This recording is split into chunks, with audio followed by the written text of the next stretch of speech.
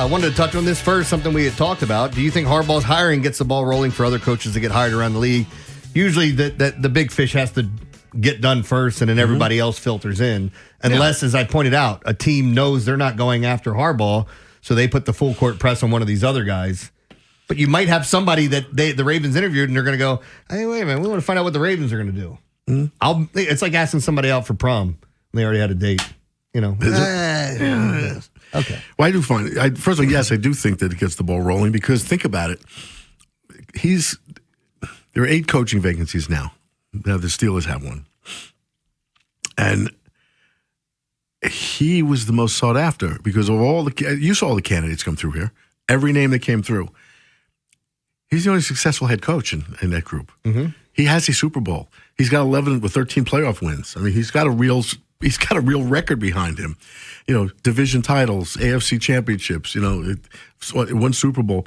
None of these other guys can say that. So he was the guy you're going to want. It's an unusual circumstance where a guy with that resume is on the market, I think. It's so funny because McCarthy has a similar resume. Yeah.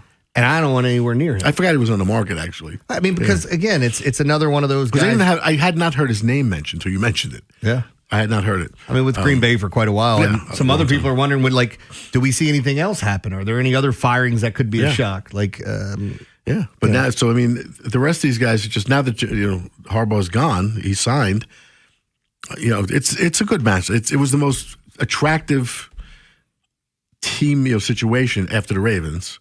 Was Lamar. Yeah. But I mean, I think having Dart and Scadaboo and neighbors and the pass rush, that they got stuff. They have talent. Now you got a good coach. We'll see what happens. I think that's good. Now, so now who's the most attractive? I believe the Ravens are the most attractive job now.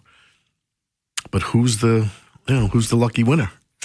I mean, that's what we're going to find out. And we had somebody ask. There's going to be nobody with the resume he had. Yeah. And I don't want McCarthy. I hope that's not. Yeah, you had somebody bring up one of the callers about and you mentioned paralysis by analysis, because the question was, are they interviewing too many guys? I don't know there's a such thing.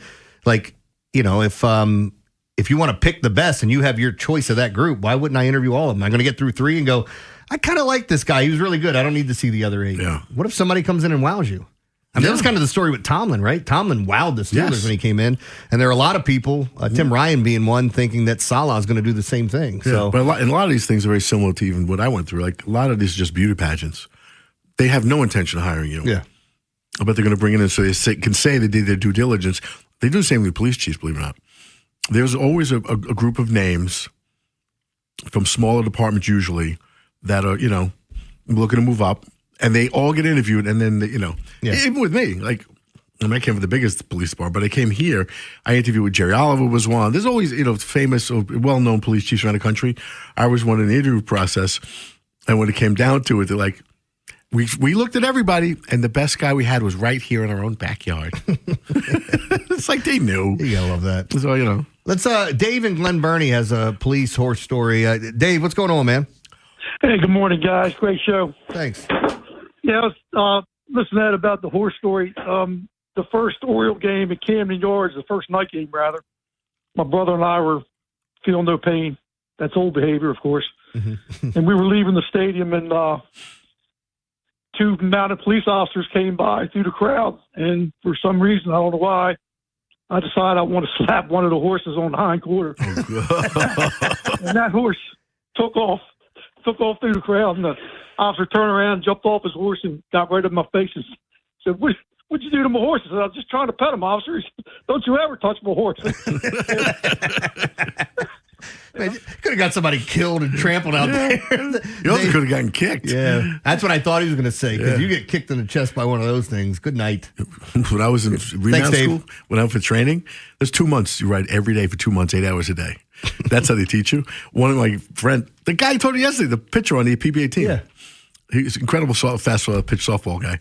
He got thrown from the horse, and the horse stepped on his eye. Did he recover? Yeah. Okay. It was just cut. He didn't hit his eyeball. Just hit the bone around it, and they ended up in the hospital. But it was a scary moment, man. Mm. And they kick constantly. Yeah. Like when you're standing on the line, the way they teach you to ride. Have you ridden a horse? Yeah. Do they teach you to put your toes up and your heels down? It's been such a long time, but I think you're 100% right. That's how you ride. You with your heels down and your toes up in the stirrups. And I was like, no, because when you're standing next to each other, they're all kicking each other. And then they're kicking you in the boots. So if you don't have your soles up like that, you're getting it right in the ankle. As soon as you started talking about the horse, riding a horse thing, it took me back to Steve-O came to town from Jackass, and we interviewed him in studio. And I went to his show. One of the coolest dudes I've ever met, like talking to him off the air, adopted this dog from Brazil that he found on the streets. He brought her here. But we chatted a while after the show while he was waiting for his Uber to come pick him up. So I go to his show not knowing what to expect, and it's a lot of videos and things. There's some Jackass stuff. There's some funny stuff as he's telling stories. Like, he literally lit his arm on fire with airplane fuel, and he drank the pus that came out of his arm. Yeah. He said it was the dumbest thing he's ever done and the most painful thing he's ever done because he had to have that skin removed from his arm. Just to tell you how stupid the things he was doing. Wow. I don't even know how to put this. I'm just going to say it. He did a tandem skydive where he was masturbating. Just to say he's the only person that's ever done that. I bet he's not. Maybe. The other one, and the reason I'm bringing this up is because he went to Puerto Rico and he got a vasectomy. And 12 hours later, he went horseback riding to see what it would do to it. You're kidding. And those huevos grew to the size of coconuts. And as purple could be. You're kidding. I got to see if I can find this because there's videos of it. He showed it like a stand-up comedy. It was like watching Jackass and Friends. Wow. It's ridiculous. Let's grab Antonio in Rosedale. Go ahead and follow that. Antonio, what's up, buddy? Good morning. How you guys doing? Good. It's Friday. Happy Friday. Yeah, bud. Yeah, babe. Yeah, babe. TGIF and PYT. That's right. Right. Will the Ravens make an offensive or defensive coach hire? Have a wonderful weekend, guys. Thanks. That's the one thing I don't know. Like, so usually when a team has something, and it sounds so stupid, but this is what happens. You have a fat coach, you get a skinny coach. You have an old coach, you get a young coach. You got a defensive coach, and now that means you're going to get an offensive coach. Harbaugh was a special teams guy. Yeah. So I don't honestly, and I'm not saying that's what happens every time, but it feels like it does. Like teams want to go in a different direction. I'm just wondering if they want an offensive mind here to work with Lamar and be that guy. But why does he have to be the head coach? I don't think he has to be. Yeah, I don't think so either. But I'm just saying, like, I don't know if that's the direction that they're going to look to. And then the problem is Kingsbury's the guy he's supposed to be the quarterback guy. He's worked with Mahomes. He's worked with Mayfield. He's worked with a lot of guys who've had a lot of success in the league. He was a Texas Tech kid, so he was working with Mahomes before anybody even knew who Mahomes was.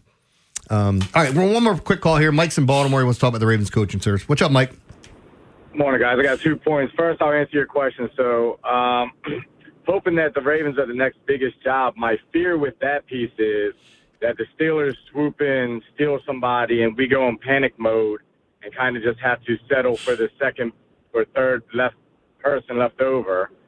And then I think we should probably, my opinion, we should get Saleh. And I say that in the sense of our mantra is play like a Ravens. We lost that bully mentality. We need to get back.